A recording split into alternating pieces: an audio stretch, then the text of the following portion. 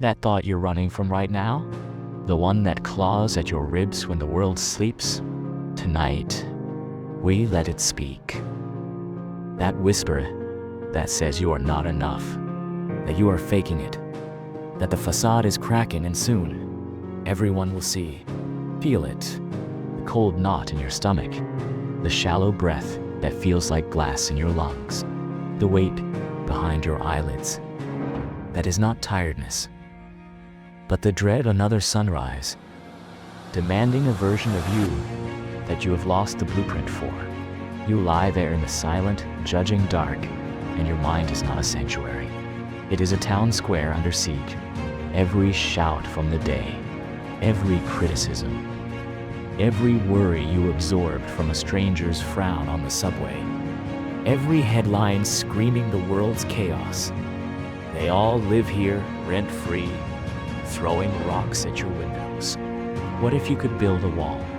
Not a brittle barrier of fake smiles and positive affirmations that shatters at the first sign of real trouble. I am talking about a fortress, an impenetrable citadel, built not from stone, but from sovereignty, where you are no longer a passive town, but the architect of your own inner kingdom. This is not about escaping reality. It is about becoming so rooted within yourself that reality has to negotiate its terms with you. The lie you have been sold is that your mind is a public park, open to every stray thought and external opinion. You have been taught that strength is ignoring the noise, but you cannot ignore a storm by closing your blinds. The wind still finds its way in. True power is not in ignoring the storm. It is in building a structure so sound that the storm becomes background music. Your doubt is not a cage. It is the first tremor of wings testing their strength against a truth you have not yet claimed. So how do we build this fortress? We start not with the walls, but with the ground beneath them. Your foundation. And that foundation is a single, brutal, beautiful question. Who are you when no one is watching? Not the you that performs for a paycheck or pleases a parent or seeks a like. The raw, unedited version that exists in the breath between heartbeats in this late-night silence. That is your bedrock.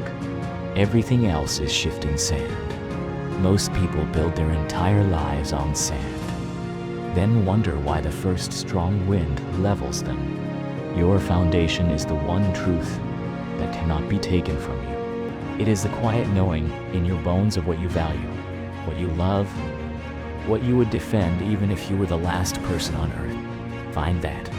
It is already there, buried under the noise. It is the part of you that is listening to me right now.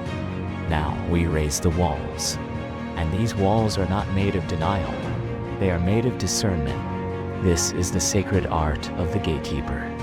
Imagine a great ancient gate at the entrance to your mind. Every thought, every piece of information, every emotional charge from the outside world must present itself at this gate. And you, the sovereign, must learn to ask, does this deserve a place in my kingdom?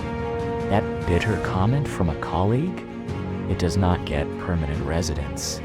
It gets acknowledged at the gate and turned away. The endless stream of bad news? It does not get to march through your main square and set up a stage. You observe it from the ramparts. You understand its existence, but you do not grant it citizenship. The anxiety about a future that has not happened. It does not get to dig moats of fear around your castle. You meet it at the gate and you say, I see you. You may not pass. This is the practice. Moment by moment, thought by thought. You are not trying to create a vacuum of empty positivity. You are cultivating a curated inner world. A thought arrives, dripping with the poison of someone else's judgment. You hold it in your hands and you see it for what it is. A piece of data, not a decree. You own the interpretation. You decide if it is a brick to be added to your walls or a torch to be extinguished before it can cause a fire. Your mind is not an open target. It is a sovereign nation with borders, laws, and a standing army of your will. And the spires of this fortress? They are your vision, the thing you look toward when the fog of the mundane rolls in. That dream that feels too fragile to speak aloud. That purpose that flickers in your chest like a pilot light that never goes out.